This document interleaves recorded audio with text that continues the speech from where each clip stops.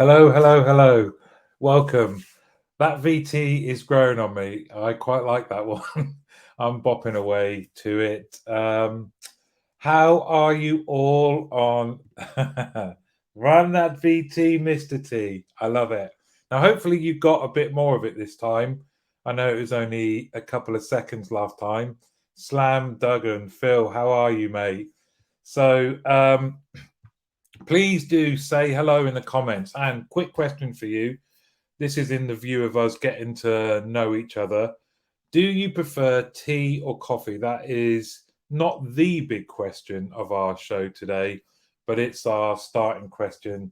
Oh, look, we are joined by a living legend and firm favourite of the girls in this house and around Didcot Girls' School. Emma, great to see you. How are you? Beth's here. Yes, Beth was. We were on a live just now. Clayton, there he is. Hello, mate. Oh, I love Clayton. Best few seconds of my day so far. What does that say about your day? So we've got Geraldine. Hello, coffee. Phil with tea. Carla, good morning. Coffee is a must so far. What have we got? Oh, Katie from Yorkshire. Tea, builders all the way. Hello, Nick. How are you doing, mate? So, what are we saying so far? It seems pretty. Hey, Vikram, how are you? We are saying, is it coffee or tea that's winning so far? I am coffee, and I don't know whether that's because of my surname. As you can imagine, at school, there was a lot of tea related jokes. Hello, Nathan, mate. How are you? Are you tea or coffee? Clayton, coffee all the way. Recently discovered a cortado. They are beautiful. There we go. It seems if you're into coffee, you're far more passionate, maybe. It's coffee or nothing, everybody said. Good morning. And is there any other option than coffee? Now, Jordan uses coffee, I think, powering him on 400-mile bike rides. Ian, tea, big mug of strong tea. Now, there are certain times when I think tea is the only answer. Um, Often in sitcoms, when there's a big problem, let's go and get the kettle on. And I know working abroad, it was seen as a very English thing. When I was in Turkey, they were surprised that I preferred coffee. They thought that we would say tea is the answer to everything. Nathan saying tea. Coffee kills me these days. Here's our rare sunshine. Coffee in the morning, tea in the afternoon, of course. Now there you go. You couldn't say more quintessentially English than Bev. Farhad, hello mate. Good morning. Mike's here. Mike, coffee in large quantities. If you're not already, check out Mike's YouTube, which is Wake Up to CX. He poses some really interesting questions every Friday, I believe, Mike, isn't it? Correct me if I'm wrong, but I'll definitely check that out. Farhad and Clayton know each other. This is what this is all about, right? Getting to know each other via the medium of this eclectic LinkedIn Live. So, thank you very much for that. Please do keep saying hello, and if you're not already, then connect with each other. But our first kind of look, here we go, Luke. G'day, mate. Good coffee. Yes, Luke's a lovely man. Not sure if they're interesting, but I'm trying. They are interesting, Mike. You're doing a great job. I don't. That sounded condescending as I said it. It's not meant to be. I really enjoy them. Um, so the question for today is, and there's a bit longer today.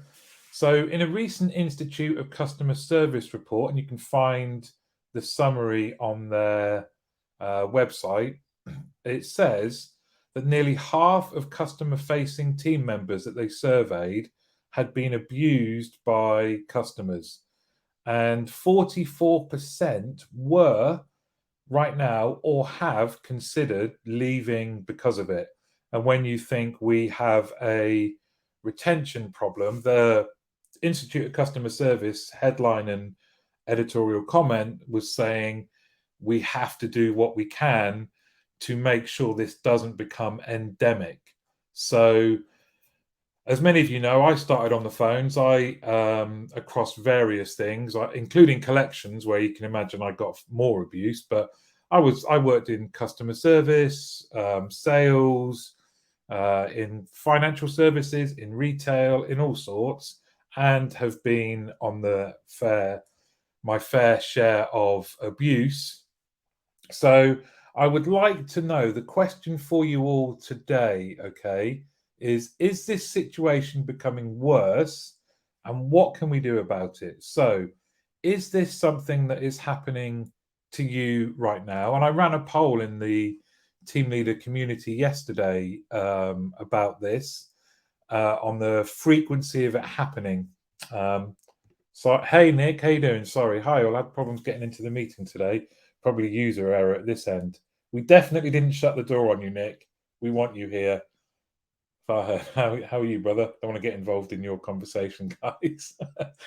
Load shedding is killing, so I got my coffee from McDonald's, Clayton. Hope you well. Oh, this nice actually. So, here is the question for today. Is abuse towards customer-facing team members getting worse, and what can we do about it? Now, I wanted to hear from you guys first. Are you seeing this in either your own contact center or your travels around other contact centers? Is the abuse that customer team members getting worse, and what can we do about it? Now, some of the factors that the Institute of Customer Service is saying are contributing towards this are the cost of living crisis, the fact we've come out of a pandemic, and I guess I'm reading that as them saying people are wired. People are far more wired, tempers are frayed, frustrations been rising. And in our industry, we are bearing the brunt of these kind of heightened emotions. Nick, yes, abuse is becoming worse. And that is what these stats were saying, Nick. What does everyone else think? What are you hearing? What are you seeing? So is it becoming worse? And what can we do about it? Nick is saying, it's not just in contact centers, supermarket checkouts, car parks, road rage. Hey, Phil, how you doing? Sorry, I missed the comparison, i.e. 30% in 2000 based on survey, etc.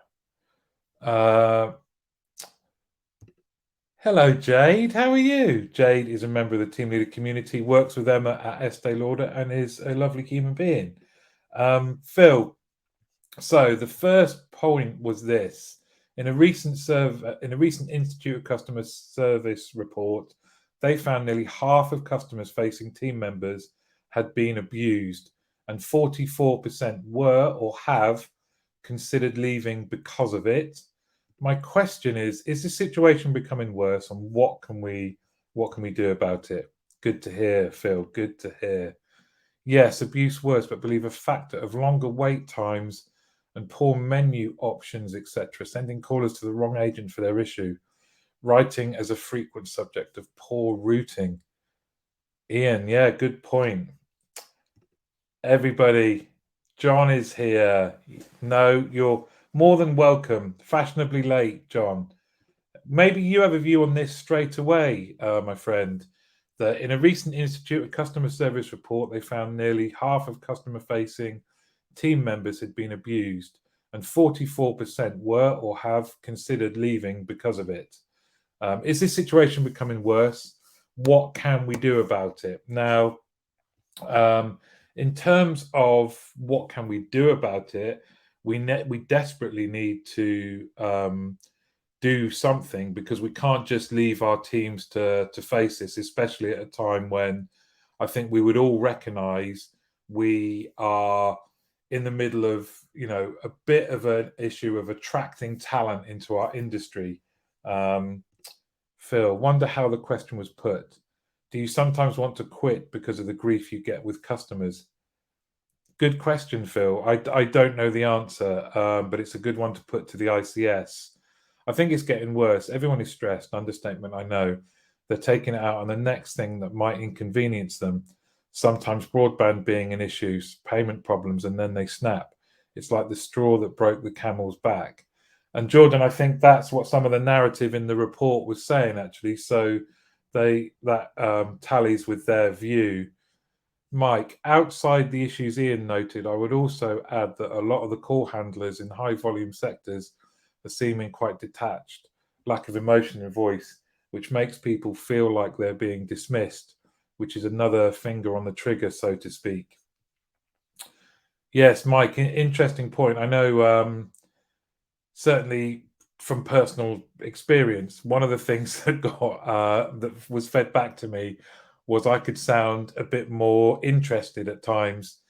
This was some of the calls, though. You know, the end of a long week, the end of a long shift. It's quite, and you're doing the same thing again. It's human nature to find it quite tough to be hello, hey, hi, how are you?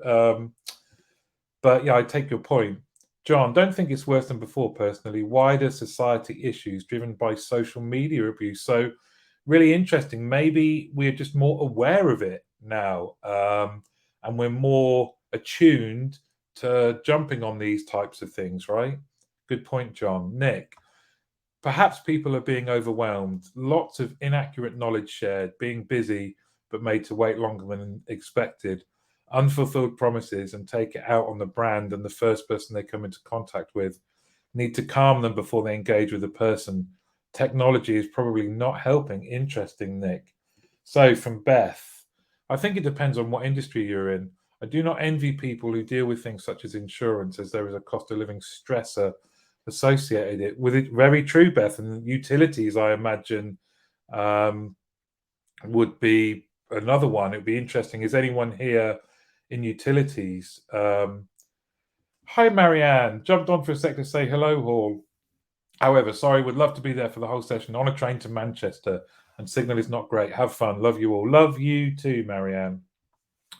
Nathan, we have around 750 agents who represent energy companies, and it is unacceptable that some of our staff have been subject to abuse. The individuals handling phone calls are not responsible for the price increases you've experienced, but it's hard to get that point across to some customers. Well, Nathan, thank you very much. And yeah, I can empathize completely with some of your guys. There's never a reason to subject people in our industry to abuse, right? Emma, we've definitely found it harder to please consumers through our CSAT scores. Anything other than perfect is just not good enough now.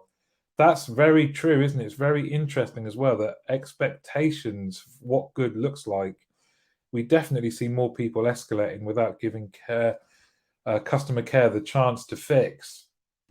So true.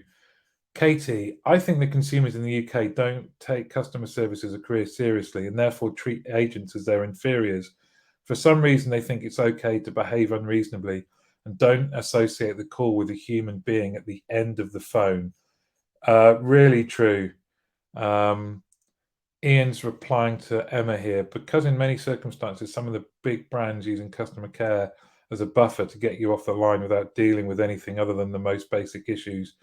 Also, many people feel first line is outsourcing a lot of companies, so want to speak to the actual people. Mike is agreeing here with Nathan.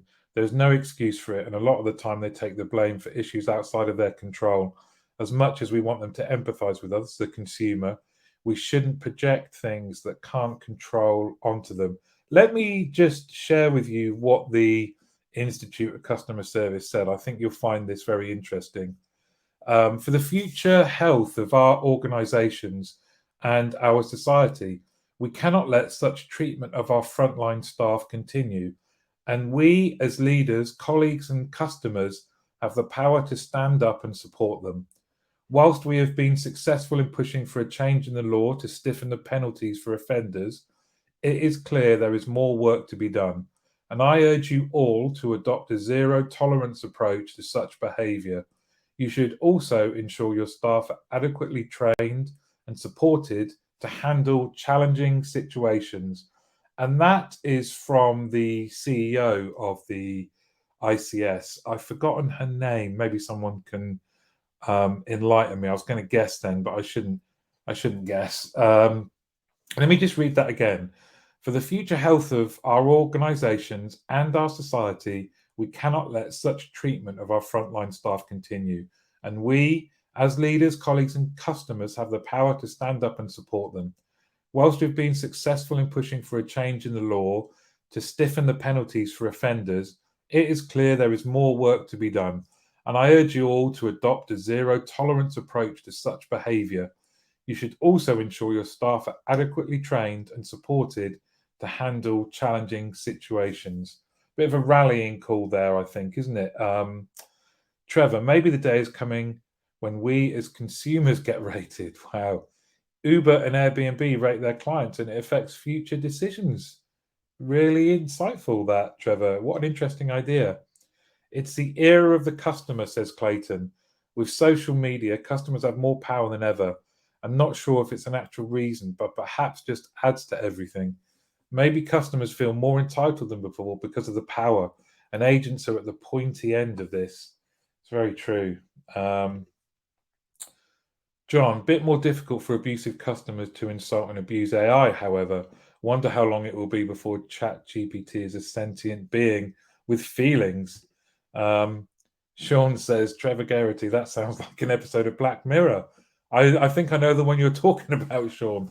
It was the lady with a kind of Instagram score above her head, wasn't it?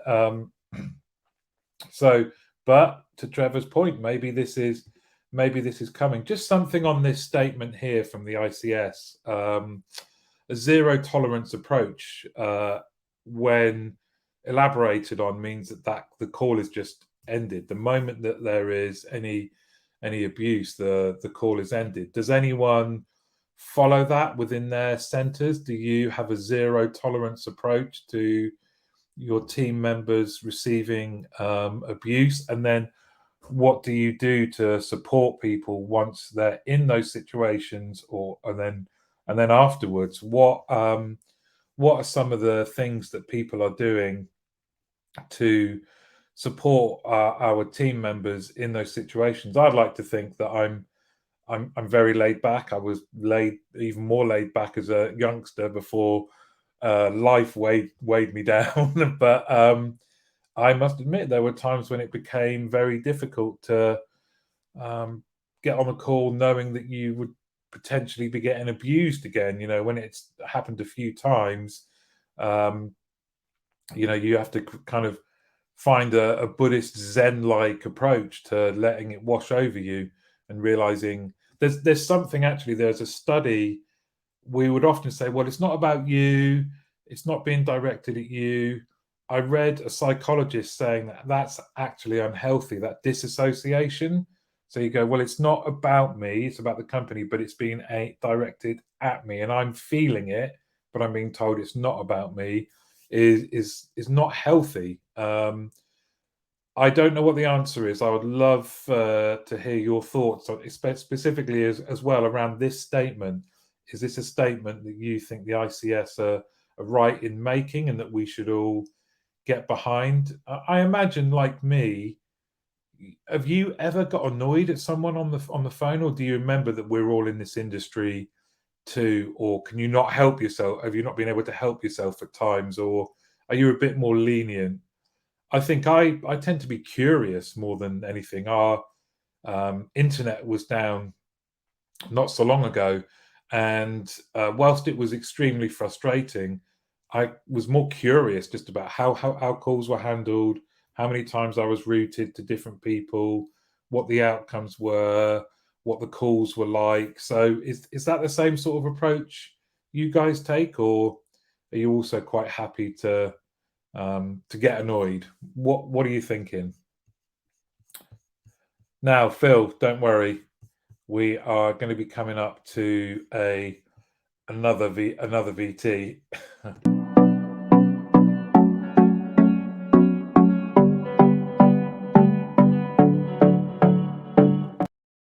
Okay, get your phones ready. It is time for your input again. I am going to share my screen, and I'm going to, you know the drill by now. So go to menti.com and use the code 3963575, or just use your camera on the QR code. Excuse me. It was mentioned in the chat. I think every time anything is mentioned in our industry at the moment, these words come up. But let's have a look. The thought of Chat GPT and our industry, does it excite you? Does it worry you? Or has it got you all, meh? So go to menti.com and use the code 3963575 and have your say. So the thought of Chat GPT and our industry excites me. It worries me. It has me all, nah. Which of these does it do for you? Because what a word, Chat GPT. Instantly, I think, unless you've been living under a rock, everybody knows this. I know that Gary Gormley is doing a webinar about this on Thursday. I know it's the 25th because it's my mum's birthday, so I will be watching that. I'm sure it's on LinkedIn. But when you think about this, your personal opinion, does it? And I see there we have the first person that's come in and said it worries you. Please feel free in the comments to add some commentary as to why you are voting the way you are voting. But it would seem, just as a small little pulse check, that for the majority, it's like it excites you. Oh no, now getting a little bit closer to, yeah, you are phlegmatic about it. Okay, and here we have CCMA did a canny one on ChatGPT last week. And I'm sure it will still be recorded, right, Phil? That will be a good one to check out. It's close now. I would say it's close. We're excited, or we are sanguine about it. It has me on there. I don't enjoy the hype. It's not about the customer. Emma is all about the customer. We all know that. That doesn't surprise me. I'm halfway between that and excited. I would think I'll be even more excited, Emma, to your point, when we can see how it is going to make things better for the customer. But again, thank you for your input. Let me just catch up. The fresh Princess of Bel-Air is here, Neris. This is on abuse towards customer-facing team members.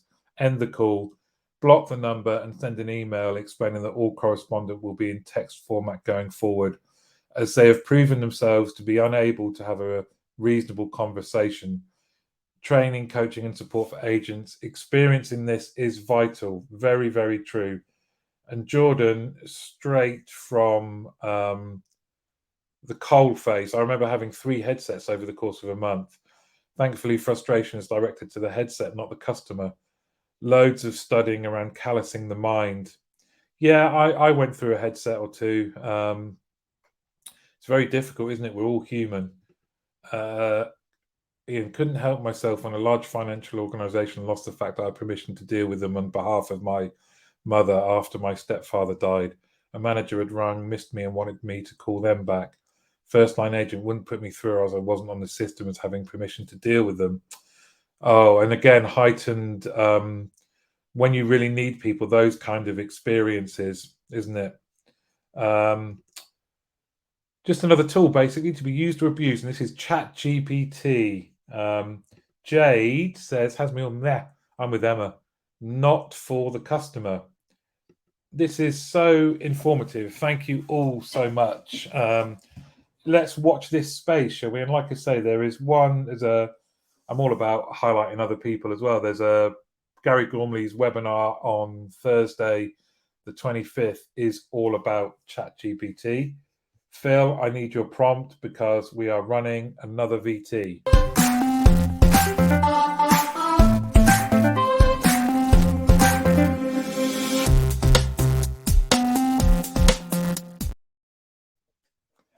It's our read along time. Okay, you remember. I am reading Contact Babel Decision Maker Guide, so you don't have to, and I'm sharing the visuals with you for your commentary and pleasure. We're at the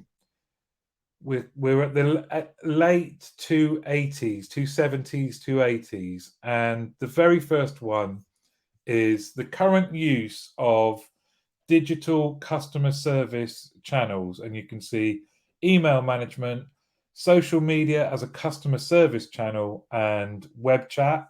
And the dark green is the respondents said they use it now and they have no plans to replace or upgrade. The light green is use it now and we are looking to replace.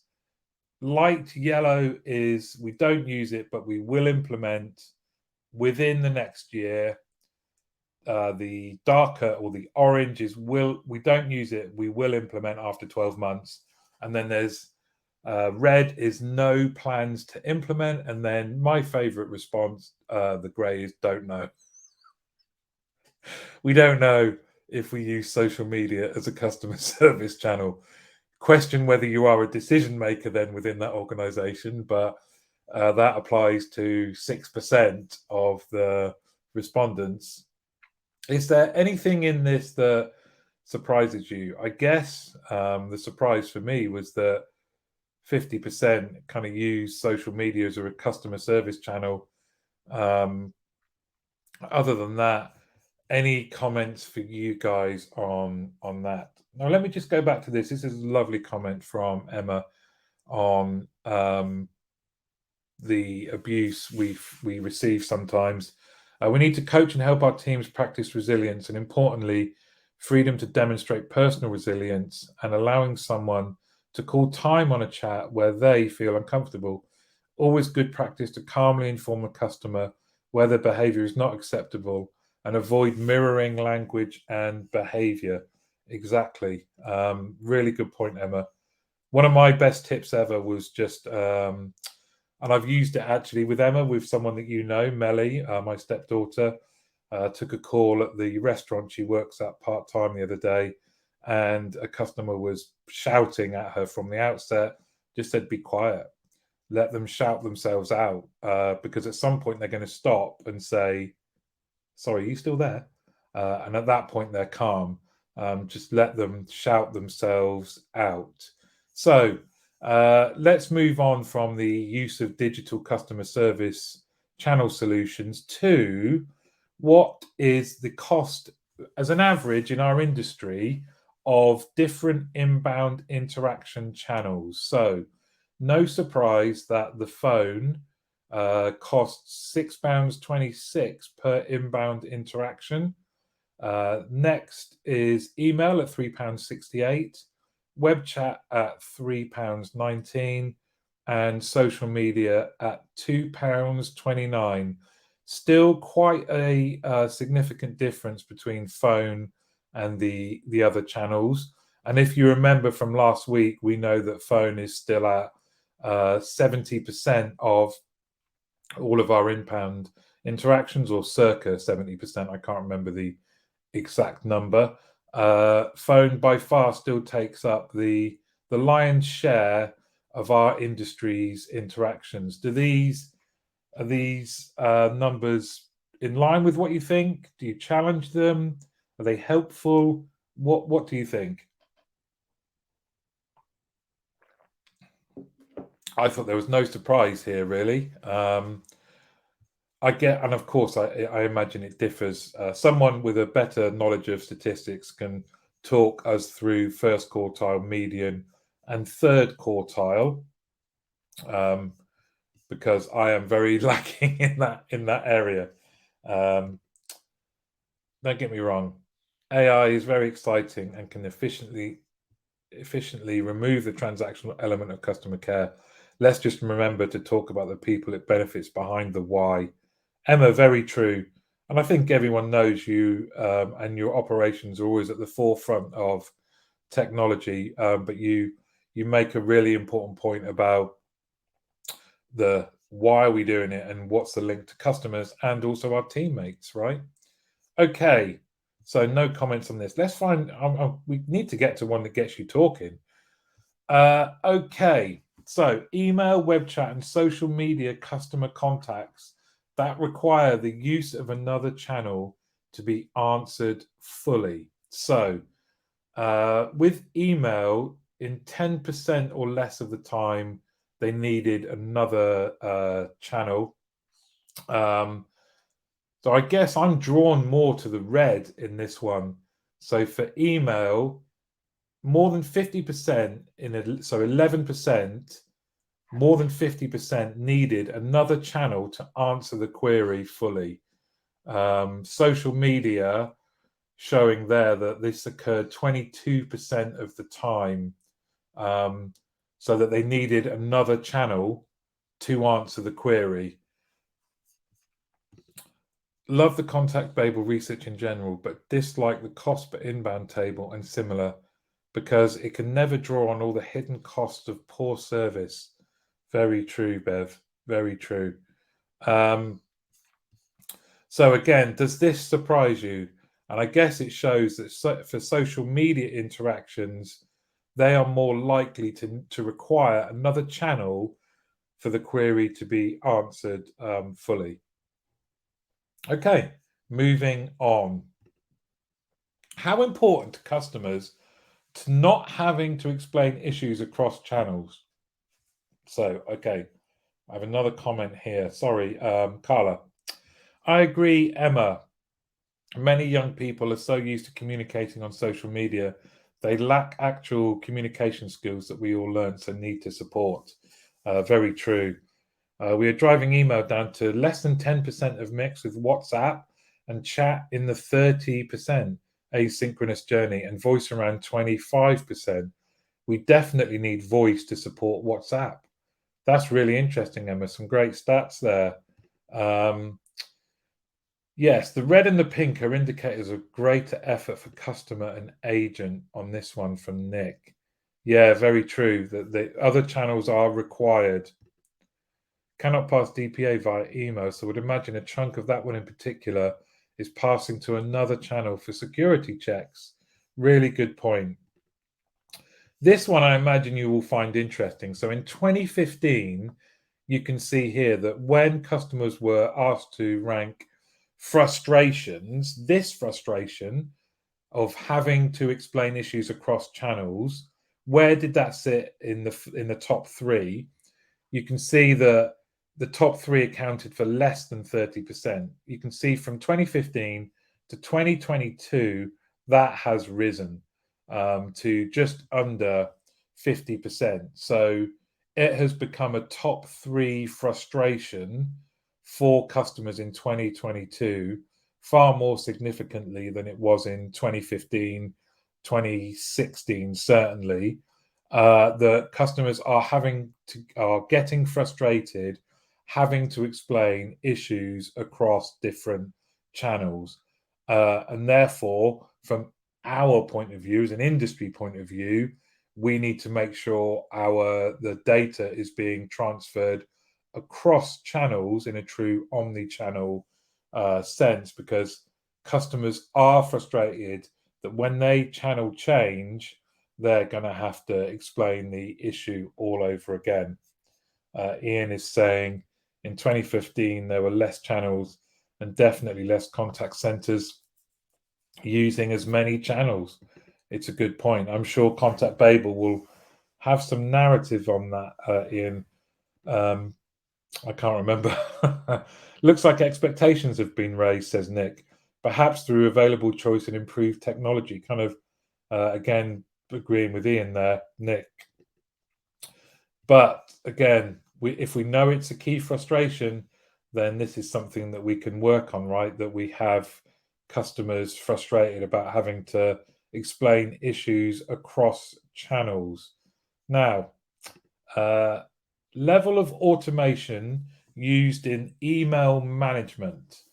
So the red is that the email is answered manually by agents using a blank email. The yellow is answered manually by agents using editable templates. Light green is automated responses suggested and checked or edited by the agent. And then the dark green is entirely by automation without any checking or editing by the agent. And this is our email management in response to customers from 2015 to 2022. By far then, this last year, 53% of emails received are answered manually by agents using editable templates. Still a high percentage though, 37% answered manually by agents using a blank email. Of course, I guess this differs by industry and the extent to which there's a regulatory requirement behind any email interaction. But this is fascinating. Oh, hi, Gaynor. Gaynor, WhatsApp is becoming a prominent channel choice. Customers love it when it works well.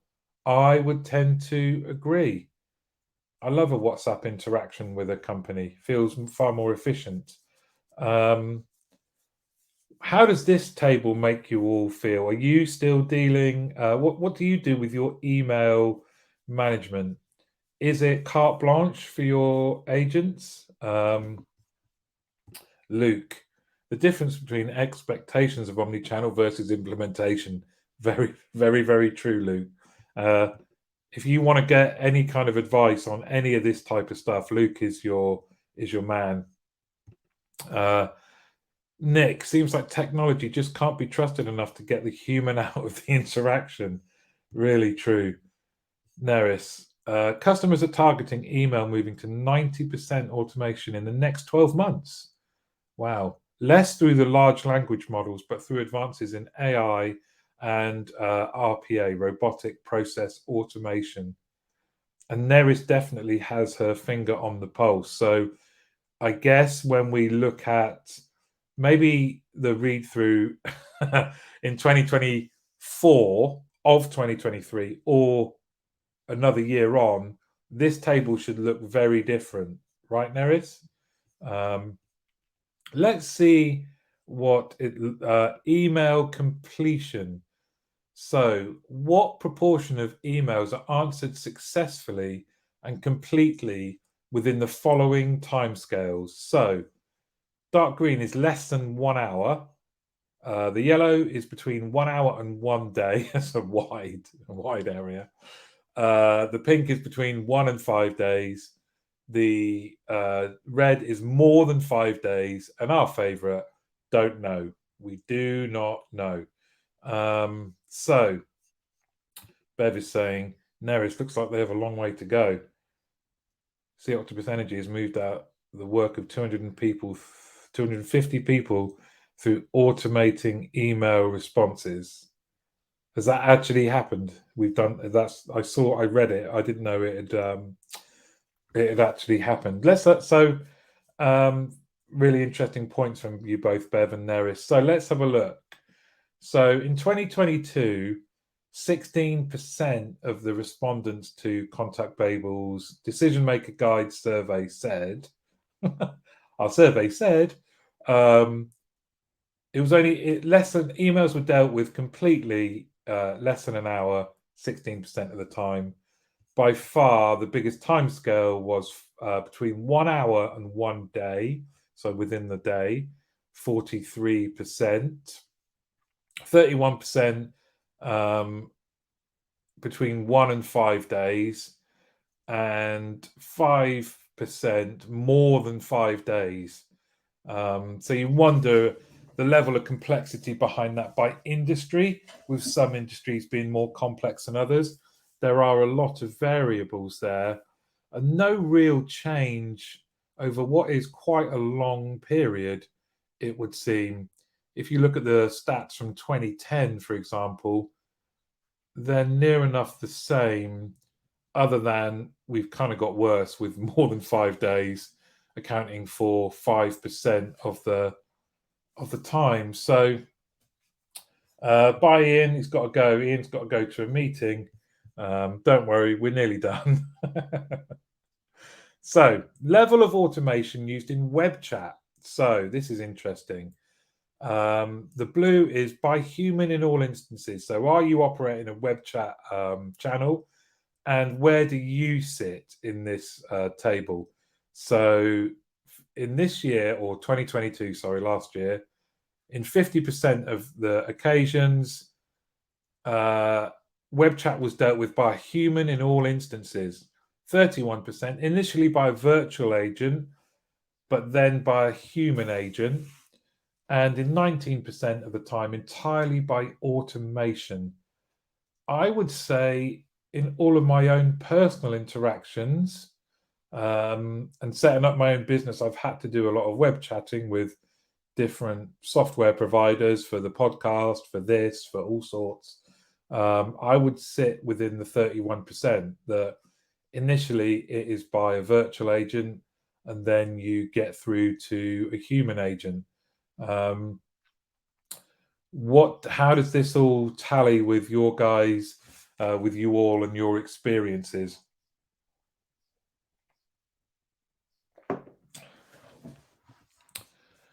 I will be honest with you, this hasn't been my favorite section to read.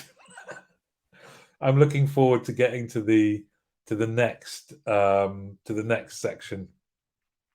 But I hope this has been helpful nonetheless. We are continuing our read through. We're getting into the final third, or we are in the final third of the 450 pages, a lot of which are adverts. Is there a graph that shows whether chat has grown over the same period? That would give us another perspective to assess the shift. I will have a look, Nick, and pop it in the comments if there is one. Neris, it's my favourite. Well, that's what makes us a good team, Neris. We have a filtering bot on our live chat and are looking to add an FAQ to WhatsApp. Oh, interesting.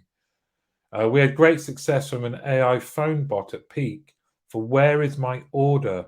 20% of inbound phones normalizing to around 6%. That's brilliant. Love that. Thanks, Nick. No problem. I'm here to serve. It has been another lovely 45 odd minutes. It's my favorite 45 minutes of the day. Well, do you know what? I'm questioning that now. Nothing against any of you, of course. It's just that I'm loving my time in the team leader community. I'm going live on there every day at the moment, so I'm loving it. We had a chat this morning about quality, and yes, it is a shameless plug for the team leader community, because if you don't have your team leaders in there, and I know John, Gaynor, Emma, Jordan, Beth, Bev, you are all very much part of the team leader community. For anyone else watching that knows team leaders or team managers that are not yet in there, come on, come in. The water's lovely. We have a good time. But for this show, thank you very much. And Phil, you'll be pleased. We are about to run another VT. I hope you all have a lovely, lovely week. Thanks so much for joining. Thanks again for all your comments and your brain power. I definitely learned something from this show from you all. And I feel like we know each other now, not just because of the tea and the coffee. Look forward to getting some of our guys on there tomorrow. Yes, that is happening tomorrow, isn't it? Me too, Phil. Thank you all so much. Have a lovely, lovely week. And of course, see you next Tuesday.